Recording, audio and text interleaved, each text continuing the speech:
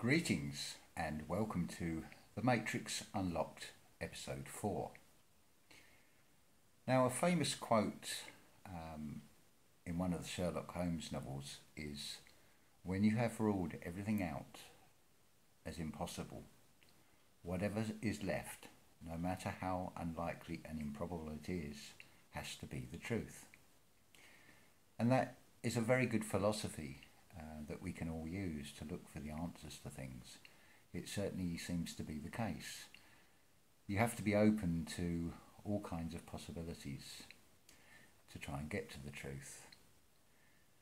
And it is always subject to, with the information we have to hand, because new information can come to light, which may bring that idea to show that it's not quite right, or perhaps it will confirm it as well. Now, one of the big questions that comes to mind when we're talking about this worldwide Tartarian empire and being a utopia with what is clearly a very different lifestyle, and I would suggest it is a worldwide culture, because if you look at the star forts and all the architecture, it is exactly the same, as if it is following the same design, the same blueprint. So you also have to ask the question of how could that empire have been destroyed? Well, the answer is actually very simple. How many times have you used the saying or heard the saying, "I'd never thought of that"? Now think also of the saying, gentle giants. Imagine, if you will, living in this utopia and having absolutely no ideas or thoughts or concepts of things like theft, deceit, trickery, usury, and money. Disguises. Anything like that would not even occur to you. If you were doing things and this civilization was founded on a foundation of love rather than on a business model that has to make a profit at the expense of somebody else, well, of course, no, you would never think of that, because you would never think of doing anything in a different way. But what we are dealing with are these sea people, as I said in one of the previous videos, that they came through a portal in Mauritius, more riches, more righteous. And they hide behind masks. Think of the Dracula films, where the evil never has a reflection, because evil does not reflect, it takes. It is darkness, it is black, it is all colours, it's consuming. It's the opposite of light that radiates out and shines and reflects. So once these mysterious sea people have come through and have adopted masks to impersonate Tartarians, it would be very easy, because it would follow the same mindset as a narcissist would. It would worm its way in until a point where it thinks it has control. And it would probably work in secret, exactly the same as the Jesuit Brotherhood oath. They would get themselves into all positions, all areas. They would want to map out this world. And you can see, I would suggest, a pattern to this. So we'll take this map of the world, regardless of whether you want to believe it's round. Drop the phone there. Regardless of whether you want to believe the world is round, flat, is irrelevant. For the purposes of this, it's just easier for me to do, and it's the only one I have to hand. So Mauritius is down here. Now, if you look at the Chinese culture, dragons are very prevalent there even today, and it's not really touched by Christianity and the Western philosophies. So you can see the way the sea people would have probably gone up that way and inflicted their chaos and destruction coming in there. Africa, obviously, as a continent, would have been one of the earliest to be consumed by this deception. Hope we've got this in the right place. Sorry, we're come back where we should be. Africa over here. So they've also gone across with the conquistadors to South America. So the Mayans, the Aztecs, and everybody else that were what would be classed as serpent worship, and also the northern tribes, because we're not dealing with evil serpents, we're dealing with serpents in the sense of knowledge. Because these seem to be knowledge-based cultures, especially in South America. It is speculated that they were peaceful, loving people. The Quetzalcoatl in Mexico taught the people to just give flowers as offerings. There was none of this blood sacrifice and taking out people's hearts. That was corrupted, and you can see where that would have been Phoenicians, because it's just the same character. And you can then see the way it has spread everywhere. Now, I would suggest that perhaps Mauritius was not the island or the small landmass it is today, and was much bigger with less sea levels. This weaponised weather warfare is nothing new. The flood is clearly something to do with them. Now, where did the Tartarian Empire finally end?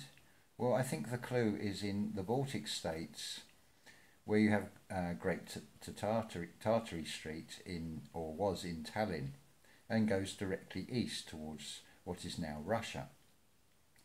I would say those Baltic states and also Finland, because Finnish. I think that is a big clue. There are so many words as well.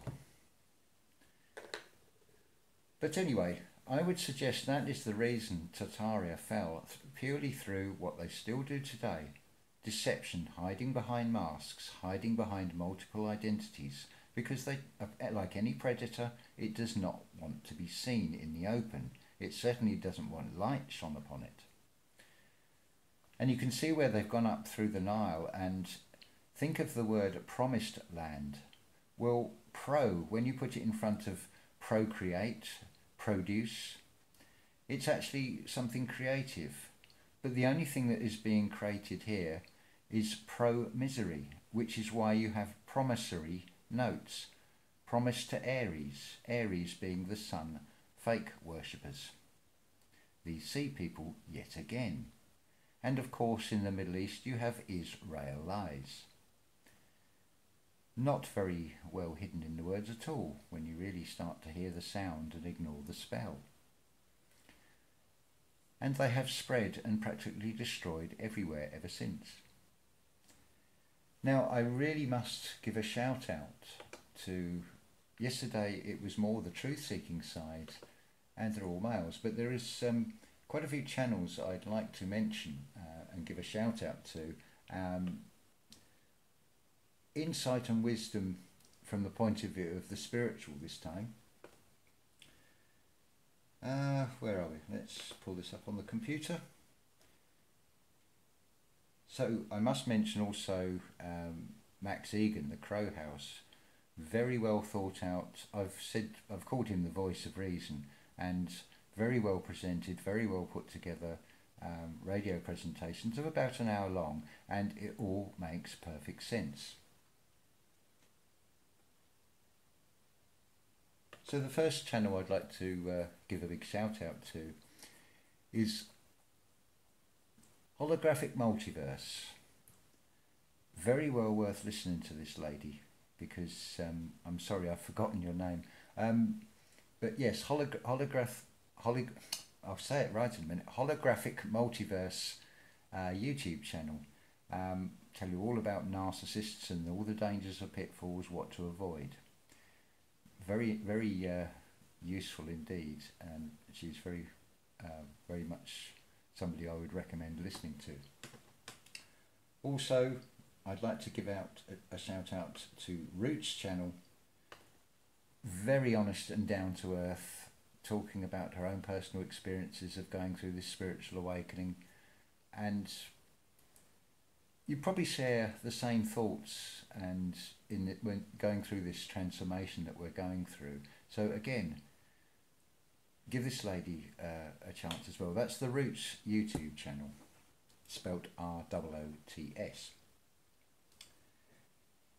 And two more I really would like to mention.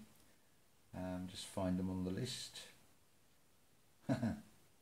When you want to find the things, you can never can on these things. Where are we? It's terrible memory for names. Oh yes, Nicole Stella. Very much on the spiritual side, very well worth listening to, and very uplifting as well. If you're not feeling good, just listen to Nicole. So that will make your day feel brighter. Her energy just shines. And finally, one more shout out to, drum roll, if I can find the channel. Where's it gone? Oh dear, it can't be that far down.